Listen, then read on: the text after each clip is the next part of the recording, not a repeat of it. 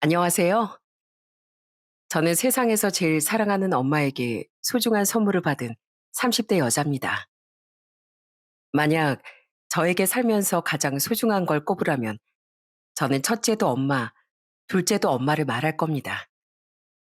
엄만 절 낳아주시고 길러주신 것뿐만 아니라 저에게 사랑을 나누는 법, 소중한 것을 지키는 방법을 알려주셨어요.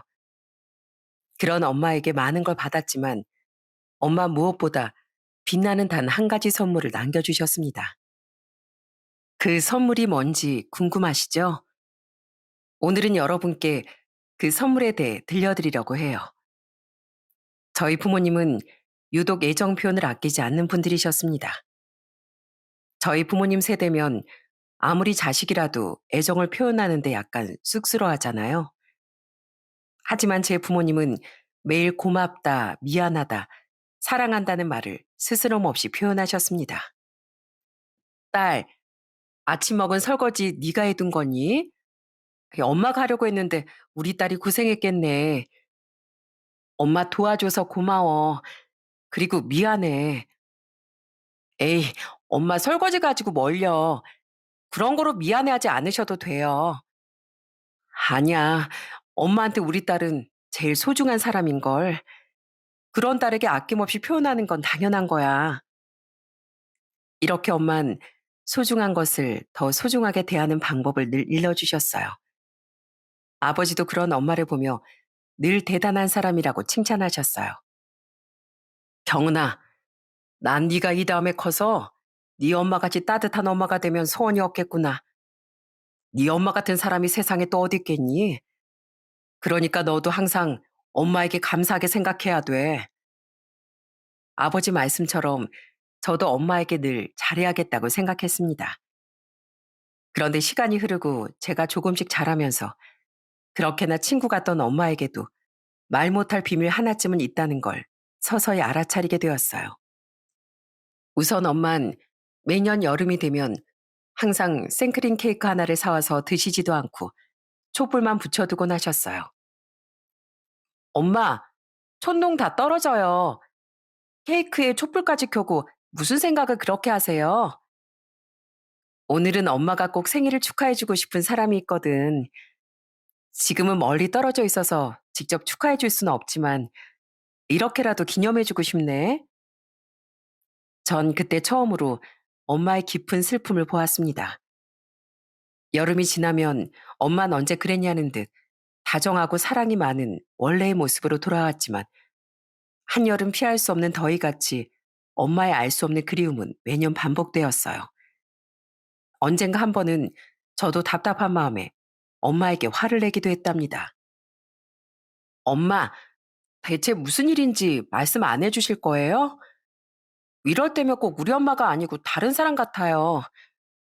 아빠도 통 말씀을 안 해주시니까 저만 바보 된 것 같고 답답해요. 엄만 그럴 수가 없어. 그러면 안 되는 이유가 있어. 미안해, 경은아. 언젠가 때가 되면 엄마가 다 말해줄게. 지금은 도저히 말할 수가 없구나. 알겠어요. 그럼 말씀 안 해주셔도 돼요. 저만 몰라도 되니까 엄마가 그렇게 그리워하는 사람 그냥 찾아가면 안 돼요? 그렇게 상상병 환자처럼 있을 거면 그냥 한 번이라도 직접 만나러 가면 되잖아요. 엄만 차라리 찾아가서 만나라는 제 말에 별다른 대꾸도 없이 그저 미소를 지으셨습니다. 그땐 엄마에게 어떤 비밀이 있는지 정말 몰랐어요. 저는 그저 엄마의 외로움을 모른 척한 채 사랑만 듬뿍 받으며 어른이 되었답니다. 저는 진학을 앞두고 나름 오랫동안 결심한 생각을 부모님께 말씀드렸어요. 엄마, 아빠, 저 대학은 집에서 조금 멀리 있는 곳으로 가볼까 해요. 거기 학교가 아웃풋도 좋고 장학금도 조금 받을 수 있을 것 같아요. 그래서 저 자취를 해보려고요. 뭐? 자취? 안 된다. 이제 겨우 20살이 부모랑 떨어져서 뭘 하겠다는 거야. 밥은? 아프면? 또 위험하면? 그때 누가 옆에 있어줘? 하지만 뜻밖의 엄만 크게 화를 내시며 타지에서 학교를 다니는 건 결사반대하셨죠. 아마 그때가 엄마가 제일 저에게 크게 화를 내신 순간인 것 같아요. 저는 너무 깜짝 놀랐습니다. 자취하는 걸 걱정하실 수는 있지만 화를 내실 거라곤 전혀 생각하지 못했으니까요. 아니, 엄마, 너무 걱정하지 마세요. 저 전화도 자주 하고 주말마다 집에 내려올게요. 요즘 대학가 근처에 CCTV도 많고 그렇게 위험하지도 않아요. 안 돼. 절대 안 돼. 너 앞으로 우리 가족이 지금처럼 같이 시간을 보낸 날이 얼마나 남았다고 생각해? 세월은 한순간이야. 어차피 너 시집 가면 평생 떨어져 살 텐데 얼마 안 남은 이 순간이라도 함께 살아야 하지 않겠어? 엄만 저와 떨어지면 큰일이라도 날 것처럼 불안해하기까지 하셨습니다. 아버진 당황스러워하는 절 말리시며 나중에 얘기하자고 대화를 중단시키셨죠. 결국 저의 자취 계획은 실행에 옮기지 못했고 저는 집에서 그나마 가장 가까운 학교에서 통학을 하게 되었어요. 엄마, 저 자취했으면 8시까지 잘 수 있었는데 통학하니까 매일 새벽 6시 일어나야 하잖아요. 저 눈 밑에 다크서클 안 보여요? 어디? 하나도 안 보이는데? 엄마 눈엔 예쁘기만 하구만. 어여 밥이라도 든든히 먹고 가. 집에 일찍 일찍 들어오고. 엄만 매일 먼 거리를 통학하는 제가 불쌍하지도 않은지 그저 같이 사는 것에만 기뻐 보였어요. 저는 대학을 졸업하고 회사에 취직했어도 부모님의 그늘을 벗어나지 못했습니다. 아빠, 엄마 좀 설득해 주세요. 저 회사 생활한 지도 6년 차인데 아직도 독립을 못했다는 게 말이 돼요? 모녀 싸움에 괜히 나까지 끼기 싫다. 고래 싸움에 새우등 터져. 네 엄마가 딸내미가 너무 좋아서 끼고 살고 싶다는데 어쩌겠니? 네가 이해 좀 해라. 집에 사니까 돈도 절약되고 얼마나 좋아? 물론 부모님 집에 같이 사는 건 장점도 많았습니다. 집세, 공과금 나갈 걱정도 없고 부모님이 밥, 청소, 빨래까지 다 해주시니 전 여전히 철부지 막내딸처럼 지낼 수 있었죠. 하지만 어쩌다 친구들과 만나 늦게 들어가는 날이면 여전히 전 부모님의 눈치를 봐야 했고 마음 편하게 연애 한 번 하질 못했습니다. 제가 전에 만났던 남자친구들은 하나같이 다 이런 불만을 토로했어요. 경은아, 우리 나이가 몇인데 부모님 허락 없이 외박 한 번 못한다는 게 말이 돼? 너 혹시 부모님 핑계대고 거짓말하는 건 아니지? 아, 진짜 답답하다. 너희 엄마도 좀 너무하신 거 아니야? 남자친구들이 은근히 저희 엄마를 원망했지만 저도 뭐라고 반박할 말이 없더라고요. 지금 생각하면 이런 상황에서 남편과 연애한 것도 신기할 지경이에요. 남편은 같은 회사의 옆 부서 직원이었는데 우연히 회사 복도에서 저를 보고 몇 개월 동안 죽자사자 절 쫓아다녔습니다. 그때만 해도 전 엄마의 감시 속에서 결혼은 꿈도 안 꾸고 있었거든요. 그래서 처음엔 남편에게 조금 모질게 대했어요. 좋아요. 제 덕씨 마음 알겠어요. 근데 제 상황이 조금 복잡하거든요. 저 우선 31인데도 집에서 독립은커녕 아직도 통금 시간이 있어요. 그러니까 한마디로 외박이나 여행은 꿈도 못 꾼다는 소리죠.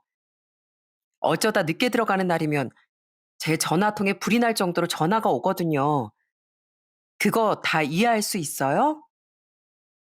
경은 씨, 대체 무슨 얘기를 하실지 긴장했는데 그런 얘기라면 전혀 문제 없습니다. 경은 씨처럼 예쁘고 귀한 딸이라면 저라도 독립시키기 싫을 것 같아요. 제가 경은 씨 부모님 걱정 안 하시게 늘 집 앞까지 데려다 줄게요. 남편은 그 말이 허튼 말이 아니었는지 정말로 연애 기간 내내 늦지 않게 꼬박꼬박 절 집까지 데려다 주었고 어머님이 걱정하신다며 오히려 빨리 들어가 보라며 성하였습니다. 오죽하면 연애 중반까지도 부모님이 제가 남자친구가 있다는 걸 알지도 못할 정도였어요. 남편은 저보다 더 저희 부모님 마음을 헤아리는 사람이었고요. 나도 20살 때부터 타지 생활에서 부모님이 늘 아쉬워하셨거든. 같이 있을 시간이 부족하다면서. 요즘은 결혼하고 나서도 부모님과 왕래를 편하게 하는 세상이지만 그래도 아예 같이 사는 것과는 다르잖아. 그러니까 난 당신이 결혼하기 전까지만이라도 계속 부모님 옆에서 잘 챙겨드리고 시간을 많이 보냈으면 좋겠어. 이렇게 속 깊은 남편이다 보니 부모님도 크게 걱정하지 않고 남편을 받아들였습니다. 오히려 나중엔 강서방이라면 저를 믿고 맡길 수 있다는 말씀까지 하셨어요. 엄마, 나 어디 갈 때마다 그렇게 걱정을 하더니 재덕 씨랑 있을 땐 아무 말 안 하네? 이럴 때 보면 딸보다 예비 사이를 더 믿는 것 같다니까? 엄마가 널 독립시키지 않는 건 언젠가 정말로 독립시켜야 하는 날이 올 거라 아니까 그런 거야. 우리 강서방이라면 충분히 믿고 맡길 수 있는 사람이고, 네 나이가 벌써 몇인데 엄마가 시집도 안 보내고 끼고 살 줄 알았어? 어, 엄만 그럴 줄 알았어요. 근데 시집 간다니까 너무 후를 보내버리는 것 같아서 오히려 서운해지는 거 있죠? 이렇게 결혼 전에 엄마 투닥투닥하며 서운한 마음을 털어놓기도 했지만 그건 사실 진짜 서운해서라기보단 그동안 엄마 품에서 받은 사랑이 너무 커서 이제 그걸 조금은 놓아야 한다는 사실이 아쉬워서였습니다. 엄마도 저와 같은 마음이셨는지 우린 더 많은 시간을 함께 보냈어요. 그리고 그 시간 덕분에 저는 자칫했으면 인생의 가장 후회로 남을 뻔한 실수를 막을 수 있었습니다. 그 무렵 전 종종 밖에서 엄마 데이트를 하곤 했습니다. 엄마, 내일 저 반찬 했는데 저번에 엄마가 먹고 싶다던 식당 가볼까요? 그 메뉴 아빤 싫어하셔서 엄마랑 저랑 둘이만 먹어야 할 것 같아요. 딸, 요즘 엄마가 이상하게 소화가 잘 안 되네. 계속 체한 것처럼 속이 답답하고 쓰리기까지 해. 그러니 밥은 나중에 먹자꾸나. 그때 엄만 자주 속이 답답하고 얹힌 것 같다며 위장약을 달고 살았습니다. 처음엔 저도 대수롭지 않게 넘기다 몇 주 동안 계속 힘들어 하길래 엄마를 모시고 병원으로 향했어요. 그리고 그 병원에서 너무나 충격적인 소식을 듣고 말았습니다. 아무래도 조금 더 정밀 검사가 필요할 것 같습니다. 당장 큰 병원에서 위 내시경이나 CT 검사 한번 받아보시는 게 좋겠어요. 동네 병원의 의사 선생님은 당장 엄마를 모시고 큰 병원으로 가보라고 하셨어요. 그저 위장약이나 처방받아서 나올 줄 알았던 저나 엄만 너무 깜짝 놀라 한동안 말을 잃었습니다. 저희 모녀 사이의 긴 침묵을 깬 건 바로 엄마였어요. 그냥 약이나 좀 센 걸로 받아 먹으면 되지. 무슨 대학병원식이나 가. 아이, 난 무섭다 얘. 그냥 다른 내과 가서 약 처방 받을래. 아니야, 엄마. 의사 선생님이 저렇게까지 말씀하신 건 분명 무슨 이유가 있어서일 거야. 당장 다음 주에 나랑 대학병원에 가봐요. 저는 계속 무섭다고 겁을 내는 엄마를 모시고 대학병원으로 향했습니다. 그리고 여러 가지 검사를 받게 됐죠. 수많은 검사 끝에 마침내 엄마를 괴롭게 했던 병명을 듣게 되었어요. 그리고 그때부터 저희 가족의 고통이 시작되었어요. 여기 보시면 위쪽에 발견된 종양이 이미 상당히 진행된 상태로 보입니다. 이미 다른 장기, 특히 간과 림프절 전이도 확인됐었고요. 이 정도 진행된 걸 보면 이미 말기 위암이라고 볼 수 있겠습니다. 지금 단계에선 완치를 목표로 한 치료보단 통증을 줄이고 가능한 한 삶의 질을 유지하는 방향으로 치료 계획을 세워야 할 것 같습니다. 놀랍게도 엄만 위암 말기 판정을 받았습니다. 저는 그 나이 먹도록 엄마랑 붙어 살았으면서도 왜 그렇게 무서운 병을 미리 발견하지 못했을까? 제 자신을 원망하고 또 원망했어요. 아버지도 저와 마찬가지로 스스로를 자책하시며 눈물을 보이셨습니다. 그때 오히려 제일 마음이 편해 보이는 건 엄마였어요. 왜 그렇게 울고 있어? 내가 내일 당장 죽기라도 하는 것처럼. 경은아, 엄만 괜찮어. 엄만 지금까지 우리 딸이랑 네 아빠랑 함께 산 것만으로도 이미 충분히 복 받은 인생이야. 여보, 당신도 이제 와서 누구 잘못이라고 탓하지 마. 우리 셋 이렇게 서로 아껴주며 산 것만으로도 난 진짜 행복했어. 그러니까 앞으로 남은 날도 웃으면서 살고 싶고, 우리 울지 말자. 시간이 너무 아깝잖아. 엄만 남은 인생이 얼마일지 모르지만 사랑만 하기에도 아까운 시간이라며 저와 아버지의 눈물을 닦아주셨습니다. 항상 가족과 보내는 시간을 소중하게 생각하던 엄마의 진심을 왜 저는 그제야 알게 되었을까요? 그날 이후부터 아버지와 전 아예 엄마 병실에 상주하며 한시도 떨어져 있지 않았습니다. 제가 잠시라도 자리를 비우면 엄마가 어디론가 사라져버릴 것 같았어요. 엄마, 엄마가 좋아하는 강서방이 엄마 다 나으면 크루즈 여행 보내준대. 그것뿐만 아니라 엄마가 좋아하는 킹크랩도 사주고 다이아 반지까지 해줄 거래. 정말? 아휴, 우리 예비사일 봐서라도 엄마가 얼른 나아야겠네. 다이아몬드 반지도 끼고 크루즈 여행도 가고 킹크랩도 먹으려면 엄마를 간병하느라 저와 남편은 약속했던 결혼까지 기약 없이 미루게 되었어요. 하지만 남편은 짜증 한번 내지 않고 오히려 저희 엄마를 챙겨주곤 했어요. 부모님은 하루빨리 결혼식을 하는 게 낫지 않겠냐고 하셨지만 전 무조건 엄마가 혼주석에 앉아 계셔야 한다고 고집을 부렸습니다. 사실 그때 엄마의 몸 상태가 정말 많이 안 좋으셨거든요. 엄마, 나 웨딩드레스 입은 거 보고 싶지 않아요? 강서방이 그러는데 나 하늘에서 내려온 천사 같았대요. 샵에서 사진을 못 찍게 해서 정말 아쉽다. 아니었으면 사진이라도 엄마 보여줬을 텐데. 그러게, 우리 딸 드레스 입은 거 정말 예뻤을 텐데. 꼭 하늘에서 내려온 선녀처럼. 엄마가 미안해. 이렇게 아파서 우리 딸 결혼 준비도 못 해주고. 아니요, 엄마. 엄마가 왜 미안해요. 오히려 내가 미안하지. 엄마 얼른 나와서 나 결혼할 때 고운 한복도 입고 시어머니랑 같이 화촉도 밝혀줘야지. 어? 엄마, 내 말 듣고 있죠? 엄만 무려 2년 동안 투병 생활을 하며 끝까지 씩씩하게 저희 가족 곁에 머물러 주었습니다. 비록 저의 결혼은 계속 미뤄지고 있었지만 그런 건 아무 상관없었어요. 엄마만 계속 곁에 있어 주신다면 결혼하지 않고 평생 엄마 곁에만 있어야 한데도 좋았습니다. 엄마, 나 그냥 결혼 안 하고 계속 엄마 옆에만 있을까? 우리 요즘 종일 붙어 있었잖아요. 갓난아이가 된 엄마를 돌보는 것 같아서 난 정말 좋은데 엄마도 좋죠? 그러니까 내 걱정은 말고 우리 계속 이렇게 같이 있어요. 그런 소리 하면 못 써.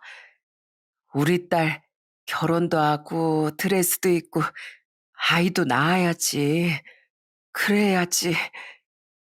아니야. 아니야, 엄마. 나 이렇게 계속 엄마 곁에만 있을래요. 나 결혼 같은 거 필요 없어. 나한텐 엄마만 있으면 돼요. 하지만 엄마만 있으면 된다는 저의 간절한 외침을 끝내 들어주지 않았습니다. 엄만 보고 싶다라는 유언을 남긴 채 끝끝내 저희 가족 곁을 떠나셨어요. 보고 싶다. 너무 보고 싶어. 마지막이라도 딱 한 번만 보고 싶어. 엄마, 엄마 안 돼요. 이렇게 나 엄마 보낼 수 없어요. 나 살면서 단 한순간도 엄마랑 떨어져 산 적이 없는데 엄마가 이렇게 가면 난 어떻게 해요? 난 앞으로 어떻게 살아요? 엄마가 누군가를 그렇게 그리워한 것처럼 난 이제 평생 엄마만 그리워하면서 살 텐데. 엄만 결국 제가 웨딩드레스를 입은 사진 한 번 못 보고 눈을 감으셨습니다. 넘치는 사랑만큼 남모를 상처도 많았던 우리 엄마.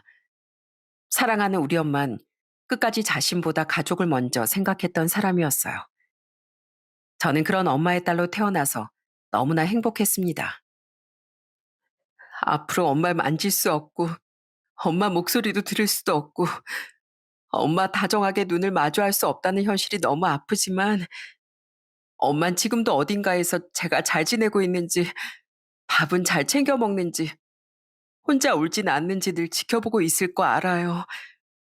저 늘 엄마 함께 있다고 생각하고 씩씩하게 잘 살게요. 그러니까 계속 지켜봐 주세요. 사랑해요, 엄마. 비록 엄만 곁에 없었지만 저는 마음 한구석에 영원히 살아계실 엄마를 생각하며 살기로 마음먹었습니다. 그렇게 눈물로 엄마를 보내고 얼마 지나지 않아 남편과 결혼식도 올렸어요. 엄마가 계셨다면 정말 좋아하셨겠죠? 시부모님도 그런 제 마음을 헤아려 주시고 많은 배려를 해주셨답니다. 세아가, 아니 경은아, 우리 앞으로 치모녀지간처럼 정답게 잘 살아보자. 사부인의 빈자리를 내가 완전히 채울 수는 없겠지만 그래도 너 혼자라는 생각 안 들게 내가 항상 옆에서 도울게. 남편도 그렇고 시댁 식구들도 모두 정 많고 따뜻한 사람이었어요. 그래서 엄마 이른절 모두 따뜻한 마음으로 감싸 안아주셨죠. 남편에겐 큰 형이 한 분 계셨는데 결혼을 일찍 하셔서 이미 동서 형님과 시조카까지 있었어요. 저는 외동으로 자라서 언니가 한 명 있었으면 좋겠다고 늘 생각했었는데 형님은 저에게 정말 든든한 동서이자 언니 같은 분이었습니다. 동서, 결혼식 하자마자 친정 식구들, 시댁 식구들 챙기느라 바쁘지? 혹시 나한테 부탁할 일 있으면 언제든지 편하게 얘기해줘. 나도 결혼할 때 어머니가 안 계셔서 엄청 막막했지 뭐야. 물론 시어머니가 잘 챙겨주셨지만 그래도 말 못할 고민이 생길 때 있잖아. 사실 형님은 저와 나이 차이가 무려 13살이나 났거든요. 그래서 그런지 더욱 의지하게 됐습니다. 동서, 이거 내가 만든 반찬인데 혹시 좋아하는 거 있으면 가져다 먹어. 입맛에 맞을지 모르겠네. 나도 어릴 때 먹은 엄마 음식을 눈대중으로 대충 따라해 본 거거든. 형님, 이거 딱 제 입맛인데요. 저희 친정엄마가 해주신 음식이랑 정말 비슷해요. 저 이거 다 가져가도 될까요? 오랜만에 먹어보는 엄마 반찬 같아서요. 시어머니는 이렇게 사이 좋은 형님과 절 볼 때마다 어쩜 그렇게 잘 맞냐고 놀라워하셨습니다. 가만 보면 둘이 얼굴도 비슷하고 입맛까지 똑같네. 누가 보면 딱 자매인 줄 알겠어. 저도 동서를 보고 있으면 꼭 잃어버린 친동생을 만난 것 같다니까요. 어쩜 이렇게 닮은 데가 많을까 싶어요. 그도 그럴 것이 형님하고 전 정말 비슷한 구석이 많았답니다. 일단 얼굴이나 체형이 자매 수준으로 비슷했고 좋아하는 음식이나 취향도 통하는 게 많았어요. 그렇다 보니 궁금하거나 묻고 싶은 게 있을 때마다 형님을 찾게 되었습니다. 형님, 저번에 해주신 오이 무침이요. 혹시 레시피 좀 알려주실 수 있으세요? 그런 양념으로 무치는 게 저희 엄마가 해주신 거 아니면 다른 데선 못 먹어봤거든요. 정말? 그거 놀라운데? 나도 아주 어릴 때 엄마가 해주신 방법이거든. 혹시 동서 어머님하고 우리 엄마하고 같은 고향이신가? 아무튼 언제든지 우리 집에 와. 내가 레시피도 알려주고 오이 무침도 바로 해서 한 통 줄게. 형님은 음식뿐만이 아니라 살면서 같은 여자끼리 필요한 모든 것들을 언제든 나누고 돕고 싶어 하셨습니다. 동서, 내가 얼마 전에 귀동냥으로 들은 말이 있는데 혹시 동서가 기분 나빠할까봐 티를 못 냈어. 자세한 거 묻지 않을게. 오늘은 남편 두고 우리 며느리들끼리 진하게 한잔 하자. 형님은 가끔 제가 남편과 싸우고 기분이 좋지 않은 날엔 생맥주도 한 잔 사주시고 남편과 좋은 일이 있는 날엔 둘이 맛있는 거 사 먹으라고 외식 상품권까지 보내주셨답니다. 형님은 그렇게 매 순간 제게 든든한 버팀목이 되어주셨어요. 시어머니도 사이 좋은 저희 둘을 무척 흐뭇하게 바라보셨고요. 다른 집 며느리들은 종종 싸우기도 한다는데, 우리 집 며느리들은 이렇게 잘 지내는 거 보니까 내가 며느리 복이 있나 보다. 고맙다, 우리 며느리들. 아니, 내 딸들. 어머님, 복은 오히려 제가 더 많이 받은 것 같은걸요? 이렇게 친가족 같은 시댁 식구들이 또 어디 있겠어요. 제가 더 많이 감사드려요. 어머님, 그리고 형님. 가끔은 하늘에서 엄마가 보내준 사람들이 아닌가 싶을 정도로 시댁 식구들이 좋았습니다. 그래서 오래도록 이 행복이 계속되기를 빌기도 했어요. 하지만 실현 없는 행복은 없는 건지 저는 결혼 3년 차에 정말 청천벽력 같은 소식을 듣게 되었어요. 얘 둘째야, 일을 어쩌면 좋니? 글쎄 우리 큰며느리가 암이란다. 암. 어떻게 그 착한 애가 그런 무서운 병에 걸린 건지. 그건 바로 형님의 암투병 소식이었어요. 저는 이미 암으로 엄마를 잃은 경험이 있어서 더욱 충격이었고 무서웠답니다. 혹시 친언니 같은 형님마저 떠나보내야 할까봐 병원에 가는 순간까지 얼마나 많이 울었는지 모릅니다. 저는 소식을 듣자마자 남편과 곧장 형님이 입원해 계신다는 병원으로 향했어요. 그리고 병실에 누워 계시는 형님을 보자마자 아이처럼 대성통곡을 했네요. 형님, 어떻게 그런 병이, 형님 안 돼요. 저 형님 못 보내요. 이렇게 가시면 안 돼요. 저는 당장이라도 형님을 떠나보내야 하는 사람처럼 엉엉 울었고, 형님은 그런 절 보며 잠시 당황하시더니 이내 빵 터져선 병원이 떠나가라 웃었습니다. 아휴, 우리 마음 약한 동서 많이 놀랐구나. 근데 나 안 죽어. 나 괜찮아. 다행히 위암 초기라서 수술까지 할 필요도 없대. 그러니까 그만 울어. 누가 보면 나 당장 죽는 줄 알겠네. 저, 정말요? 형님 그럼 괜찮으신 거래요? 약만 먹어도 된대요? 그렇대도 요즘엔 내시경으로도 절제술이 가능하대.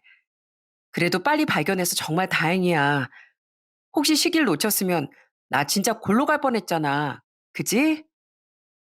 형님은 놀란 절 달래주시려고 일부러 더 장난을 치며 말씀하셨어요.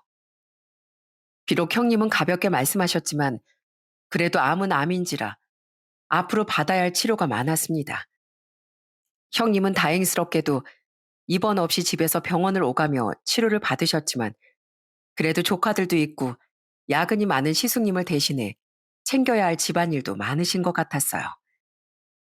전 그때 회사 휴직 상태였기에 부지런히 시숙님 댁을 오가며 형님을 챙겼습니다. 아휴, 동서 고생시킨다고 나 서방님한테 잔소리 듣겠다. 나 정말 괜찮으니까 이리 와서 우리 수다나 떨면서 놀자. 난 동서랑 수다 떨 때가 제일 재밌다니까. 이거 빨래만 마저 널고요, 형님. 형님 치료받고 와서 허리 굽히기가 많이 불편하시다면서요. 이 젊은 아랫동서만 믿고 맡겨주세요. 하여간 고집 못 말려. 그래도 동서 덕분에 내가 많이 웃는다. 정말 고마워. 동서 아니었으면 누가 날 이렇게 도와주겠어.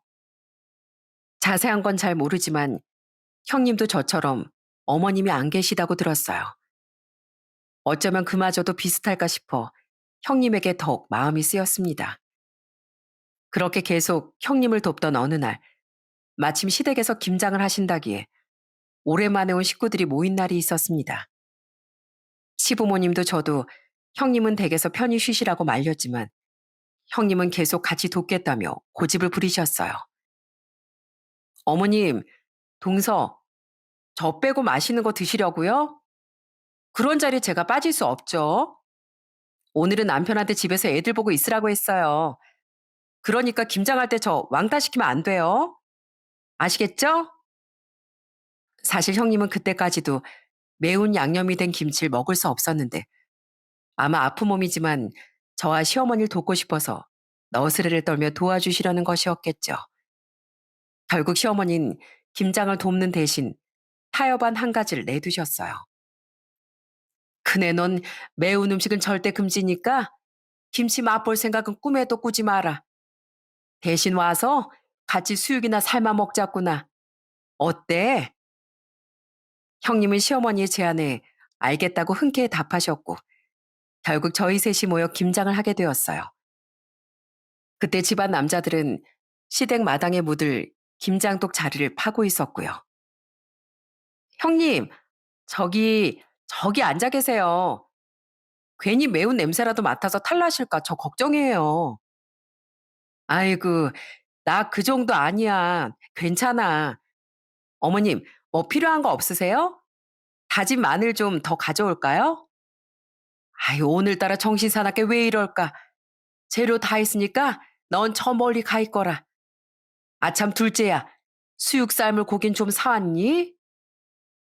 그때 김장하러 시댁에 가기 전에 시어머니가 수육용 고기를 사다 달라고 부탁하셨는데 제가 아침부터 정신이 없어서 그만 깜빡하고 말았습니다. 어머, 내 정신 좀 봐. 어머님 어떡해요? 저 정육점에 들른다는 걸 깜빡했지 뭐예요. 너도 아침부터 시댁에 오느라 많이 바빴지? 괜찮아. 그럴 수도 있지 뭐. 제 덕인데 사오라고 시키마. 어? 어머님, 동서. 그러면 제가 나갔다가 올까요? 저한테 일거리를 하나도 안 주시니까 심심하던 참이었는데 제가 얼른 가서 사올게요. 형님은 얼른 나가서 수육고기를 사오겠다며 벌써 외투까지 챙겨 들었습니다. 아, 형님, 이거 죄송해서 어떡해요? 제가 지금 손에 양념이 묻어서 그런데 제 지갑에 보시면 어머님이 고깃값으로 미리 주신 현금이 있거든요. 그걸로 고기 좀 부탁드릴게요. 감사해요, 형님. 고맙긴. 저도 오늘 어머님께 고기 좀 얻어 먹을게요. 가만히 있어 보자. 동서 지갑이 여기 있었나? 형님은 어렵지 않게 제 지갑을 찾고는 염치 없게 현금을 좀 가져가겠다며 웃으셨습니다. 그리곤 제 지갑을 딱 펼치자마자 형님은 갑자기 온몸이 굳더니 손에서 지갑을 떨어뜨리고 말았습니다. 도, 동서, 이 사진 뭐야? 네? 형님 왜 그러세요? 어디 갑자기 불편하신 거예요? 형님은 조금 전까지만 해도 장난스럽게 웃던 얼굴을 싹 지우고 차갑게 굳은 얼굴로 제게 물었습니다. 이 사진, 이 사진 누구야? 이거 동서 어릴 때 찍은 사진 같은데 이 옆에 있는 이 사람이 누구냐고. 그때 제 지갑엔 어릴 적 엄마 다정히 찍은 사진이 꽂혀 있었습니다. 늘 그리운 엄마 얼굴을 언제든 꺼내보려고 넣어둔 사진이었죠. 그런데 이상하게도 형님은 그 사진을 보고 귀신이라도 본 사람처럼 깜짝 놀라더군요. 사진이요? 그거 몇 년 전 돌아가신 저희 엄마세요. 근데 왜 그러세요, 형님? 어머님이라고? 혹시 어머님 성함이 어떻게 되셔?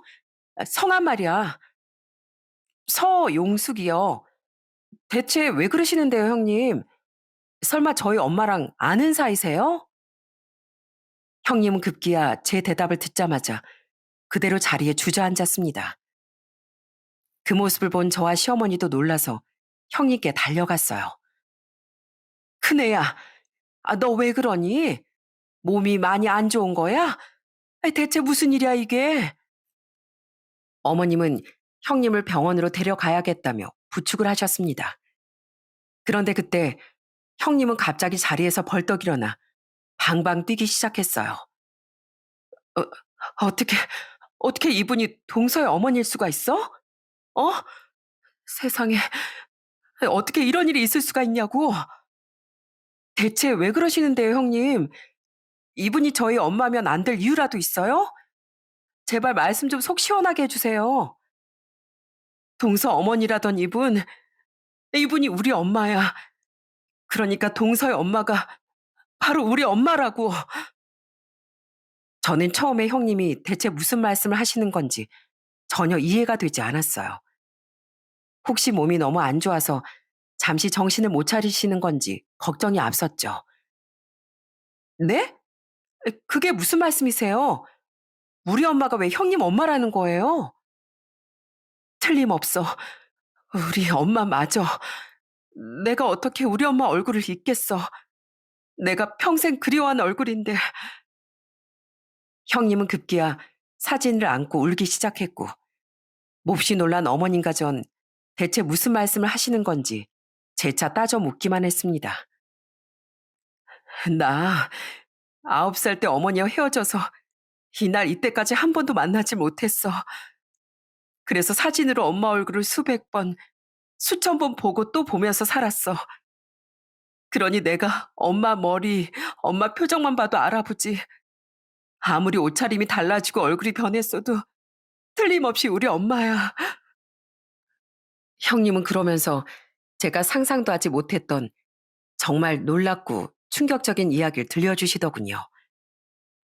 우리 부모님이 결혼 전부터 할머니 반대가 엄청 심했대.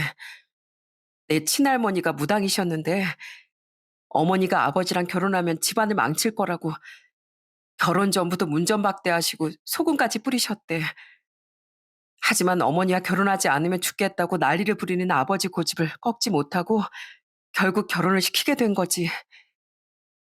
형님 말처럼 엄만 어렵게 결혼을 승낙받고 시집살이를 시작하게 되셨지만 어머니를 영 못마땅하게 생각하던 형님의 할머니는 계속해서 어머니를 괴롭히고 구박했다고 해요.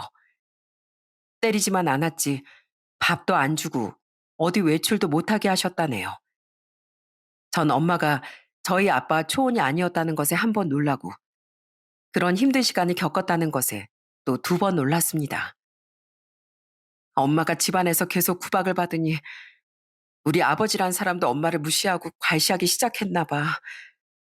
급기야 매일 바람까지 피우면서 엄마 마음에 큰 상처를 줬대. 결국엔 이렇게는 살 수 없다고 생각한 엄만 이혼을 결심하신 거지. 하지만 그 옛날 아이까지 있는 마당에 이혼하기엔 쉽지 않았을 겁니다. 돈도 없고 변변한 직업도 없던 엄만 결국 아이였던 형님을 시댁에 빼앗기고 옷 보따리 하나 지곤 그대로 집에서 쫓겨나게 되었죠. 난 엄마가 날 버렸다고 생각했어. 할머니가 매일같이 떠난 엄마를 욕을 했으니까. 근데 다 커서 알고 보니까 우리 엄마처럼 불쌍한 사람이 없더라고. 심지어 엄마 내 양육비라면서 어렵게 번 돈을 아버지께 보냈는데 아버진 그 돈을 술 먹고 여자 만나는데 다 써버렸지. 저는 그제야 엄마가 살아생전 가족과 함께 보내는 시간을 왜 그렇게 집착하셨는지 알 것 같았습니다. 엄만 이미 한 번 소중한 딸아이를 뺏긴 경험이 있던 것이었어요. 그러니 혹시나 무슨 일이 있어 저마저 잃게 될까봐 평생 그렇게 전전긍긍하신 거였고요. 딸아이인 형님을 빼앗기고 엄만 몇 번이고 시댁을 다시 찾아가 제발 딸아이 얼굴 한 번만 보게 해달라고 빌고 또 빌었답니다. 할머닌, 아니 그 고약한 양반은 집 앞에까지 찾아온 엄마에게 저주를 퍼부었어. 다시 또 찾아오면 날 고아원에 갖다 버리겠다고. 네가 자꾸 집에 찾아오면 부정 타서 우리 아버지도 죽고 엄마의 딸인 나도 죽을 테니까 다신 찾아오지 말라고. 그런 무서운 말을 하면서 내쫓았대. 엄만 혹시라도 나한테 나쁜 일이 생길까 봐 결국 울며 불며 떠나고 만 거지. 도무지 믿기지 않은 이야기를 다 듣고 나자 그 아픈 사연을 혼자 가슴에 묻고 산 엄마가 너무나 불쌍했습니다. 형님과 제 나이를 따져보니 엄마는 그렇게 9살이었던 첫째 아이를 뺏기고 쫓겨난 뒤 4년 뒤에 지금의 제 아버지와 재혼을 하신 모양이었어요. 형님, 혹시 그럼 생일이 어떻게 되세요? 나 7월 25일이 생일이야. 세상에, 형님, 저희 엄마가 평생 7월 한여름만 되면 혼자 케이크까지 사다 두고 축하해주고 싶은 사람이 있다며 촛불까지 밝히셨어요. 그게 바로 형님이셨던 거예요? 엄마가 그렇게 평생 그리워하고 눈물 짓던 사람이, 엄마가 평생 기다리던 사람이 바로 그렇게 운명처럼 다시 만난 형님과 아니, 저와 언니는 비로소 모든 사연을 알게 되었고, 그대로 주저앉아 서로 얼굴을 바라보며 눈물을 흘렸습니다. 내가 어렸을 때 많이 아팠어. 그래서 엄만 더 무서우셨을 거야. 진짜 엄마 때문에 부정 타서 내가 아픈 걸까 봐. 내가 위험해질까 봐. 엄만 평생 가족밖에 모르던 사람이었어요. 그런 엄마가 딸아이를 두고 떠나왔으니 평생 얼마나 그리워하고 가슴앓이를 하며 살았을까요? 전 엄마 곁에 있었으면서도 그걸 모르고 살았어요. 전 그제야 엄마에게 진심으로 미안하다는 말을 할 수 있게 되었어요. 그토록 따뜻했던 엄마, 언제나 제 곁에 있어줄 줄만 알았던 엄마. 하지만 엄마의 마음속에도 감춰진 비밀이 있었고, 그 안엔 오랫동안 만나지 못한 친딸에 대한 애틋함과 죄책감, 그리고 이루지 못한 사랑이 깊게 자리하고 있었던 겁니다. 나야말로 엄마 앞에 죄인이야. 난 그 모든 사연을 알기 전까지 엄마를 원망했거든. 엄마가 재혼했다는 소식을 듣곤 역시 엄마는 나쁜 사람이었다고 엄마를 미워했고, 근데 힘들고 지칠 때마다 매번 엄마가 제일 먼저 생각나는 건 어쩔 수 없더라고. 엄마가 너무나 밉지만 그러면서도 너무나 그리웠으니까. 형님은 엄마가 그리운 날이면 밤늦도록 대문 앞에 앉아 혹시나 돌아올지 모르는 엄마를 기다렸다고 해요. 자라면서도 입학식, 졸업식, 성년의 날, 그리고 결혼하고 아이를 낳는 순간에도 늘 엄마를 그리워하고 빈자리에 가슴 아파했다네요. 형님, 아니 언니, 어떻게 그 그리움을 다 견디고 사셨어요? 엄마도 한평생 언니를 그리워하면서 혼자 많이 우셨어요. 근데 어떡해요? 언니도 엄마도 서로 만나지도 못하고 이제 얼굴 한번 못 보고 헤어지게 돼서 어떡해요? 우리가 진작 만났더라면 엄마가 마지막 순간에 그 모진 세월을 다 내려놓고 가셨을 텐데. 형님과 전 돌아가신 엄마 얘기를 하며 서로 부둥켜 안고 울기 시작했습니다. 옆에서 저희 이야기를 다 들으신 시어머니도 펑펑 울고 계셨죠. 엄마 돌아가실 때 많이 힘들어 하셨어? 많이 아프셨어? 불쌍한 우리 엄마. 엄마 위암이셨어요. 형님하고 똑같이요. 그리고 엄마 마지막까지 언니를 그리워했어요. 세상을 떠나시는 그 순간까지도요. 아이고, 사부인. 이렇게 귀한 딸을 둘이나 두고 어찌 눈을 감으셨어요? 내가 너희들이 하도 닮았길래 참 신기한 일이라고 생각했는데 둘이 자매였다니. 아, 이게 무슨 일이라니 대체. 사부인이 하늘에서 널 만나게 해주시려고 이런 인연을 다 만드셨나 보다. 시어머니 말씀처럼 이 모든 게 형님과 제가 가지고 있던 엄마의 빈자리를 채워주시려는 엄마의 계획이었을까요? 그렇게 기적적으로 만나고 서로를 알게 된 저희 자매는 그 다음 날이 밝자마자 바로 엄마가 잠들어 계신 납골당으로 향했습니다. 형님, 그리고 언닌 이미 납골당에 도착하기 전부터 너무 많이 울고 있었어요. 저야 사연을 몰랐더라도 한평생 엄마 곁에서 많은 사랑을 받고 자랐다지만 언닌 늘 엄마의 빈자리를 느끼며 살았을 테니까요. 엄마, 엄마 딸 고은이 이제야 왔어요. 9살 때 마지막으로 엄마를 보고 30년도 더 지나서 이렇게 만나게 되네요. 엄마 미안해요. 너무 오랜 시간 엄마를 미워했어요. 왜 날 떠났는지 엄마를 원망했네요. 근데 이제 저도 아이들 낳고 기르다 보니까 이제 엄마의 마음을 알 것 같아요. 엄마가 나 없는 시간 동안 얼마나 가슴이 찢어지셨을지, 얼마나 그리워하셨을지, 그게 이제야 느껴져요. 너무 늦게 찾아와서 제가 너무 늦게 알아서 죄송해요, 엄마. 저는 가만히 언니를 토닥였습니다.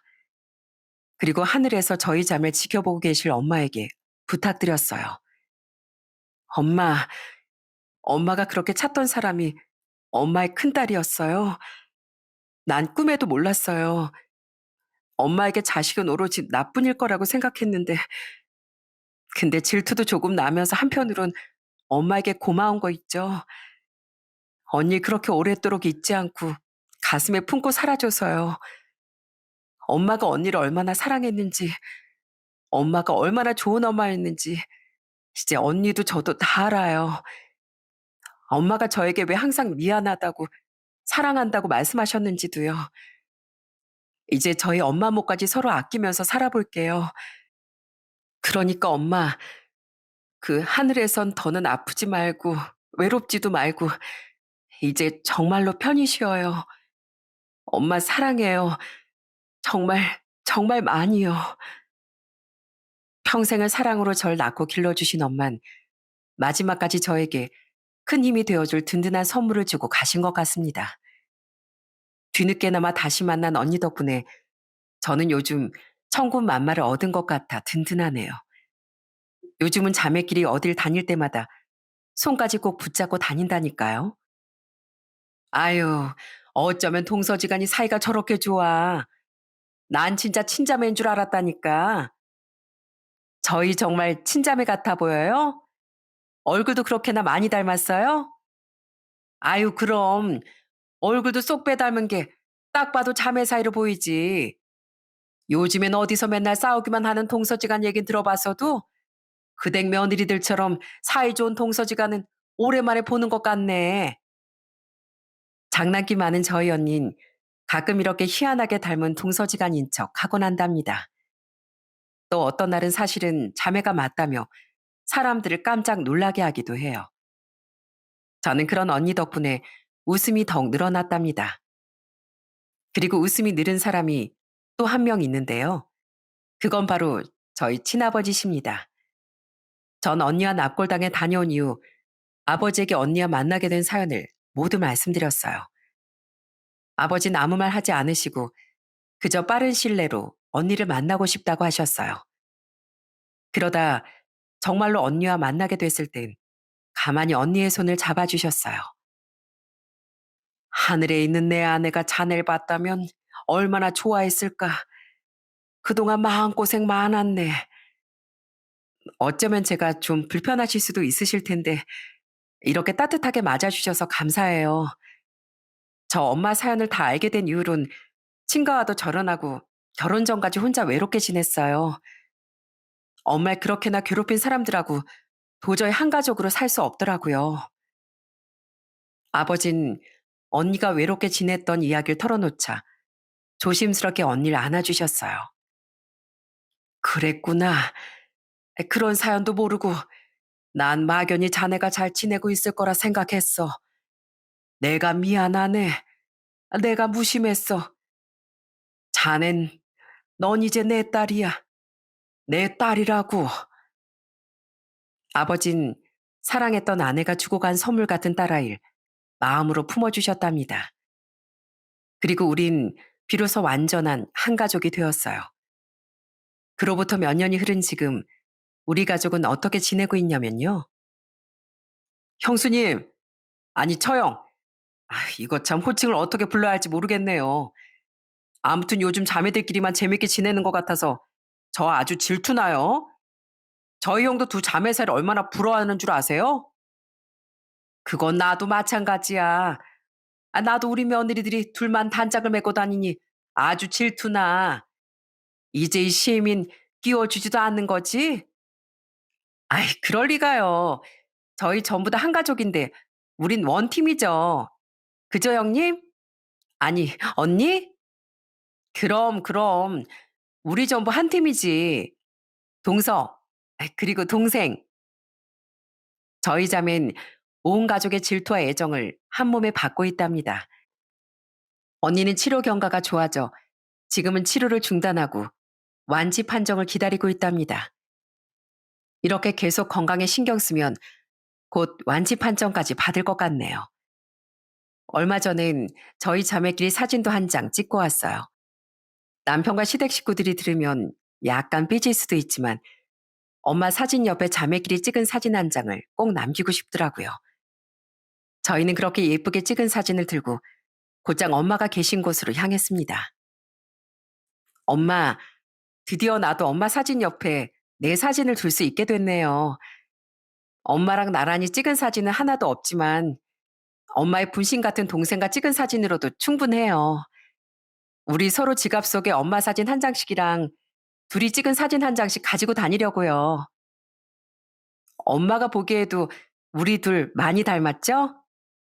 입꼬리 올라가는 모양도 또 웃을 때 눈꼬리 접히는 것도 사소한 말투 하나까지도 가끔은 거울처럼 느껴진다니까요. 저 이제 외롭지 않게 언니랑 함께 할게요. 엄마에게 받은 그 많은 사랑 이젠 언니와 함께 나눌게요. 그러니까 걱정은 그만하시고 하늘에선 웃고만 계셔 주세요. 늘 그랬듯이 저희 자매 따뜻하게 바라만 주세요. 이렇게 엄마의 오랜 비밀 이야기는 마침내 세상에 공개되었습니다. 누군가에겐 기적처럼 또 누군가에겐 운명처럼 이어진 이 인연이 이제는 가족이라는 또 다른 이름이 되었네요. 엄마가 남기고 간 사랑은 서로의 상처를 감싸 안고 다시 하나의 가족을 만들어 주었습니다. 엄마의 사랑이 머물렀던 그 자리에서 우리 자매는 앞으로도 서로의 손을 놓지 않고 함께 잘 살아가 볼게요. 제 이야기가 듣기 좋으셨다면 부디 저희 가족에게 많은 응원의 글을 남겨주시면 감사하겠습니다. 그럼 다시 또 열심히 살아갈 큰 용기를 얻을 것 같습니다. 제 사연 들어주셔서 정말 고맙습니다.